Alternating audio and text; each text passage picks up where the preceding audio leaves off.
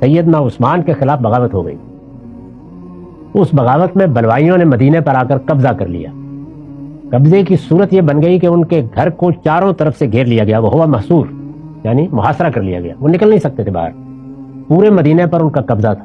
آخری درجے میں یہ ایک بغاوت تھی جو ہو گئی. ان لوگوں نے ظاہر مسلمان تھے تو نماز کا اہتمام مسجد نبوی میں کر رکھا تھا، اور جو لوگ اس فتنے کے امام تھے، یعنی جو اس کے لیڈر تھے، سرغنہ تھے، وہی امامت کرا رہے تھے. نماز 5 وقت اب حضرت عثمان نہیں پڑھا سکتے تھے، آگے محصور کر دیے گئے تھے اندر، وہی نماز پڑھاتے تھے. تو یہ کہتے ہیں کہ میں ان سے ملنے کے لیے اندر گیا کسی نہ کسی طریقے سے.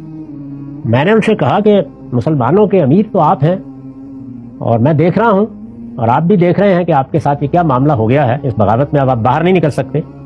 اور ادھر امام فتنہ انہوں نے الفاظ استعمال کیے، یصلی لنا امام فتنہ، اور وہ شخص جس نے فتنہ برپا کیا ہوا ہے اور نظم و نسق درم برم کر دیا ہے اور مدینے پہ قبضہ کر لیا ہے، وہ نمازیں پڑھا رہا ہے مسجد نبوی میں. ہم تو رکے ہوئے ہیں، یعنی نماز پڑھنے کے لیے بھی نہیں جا سکتے. اب دیکھیے حضرت عثمان کا جواب. فرمایا اللہ تعالیٰ نے جو اچھے عمل ہمیں کرنے کو بتایا ہے ان میں سب سے اچھا عمل نماز ہے.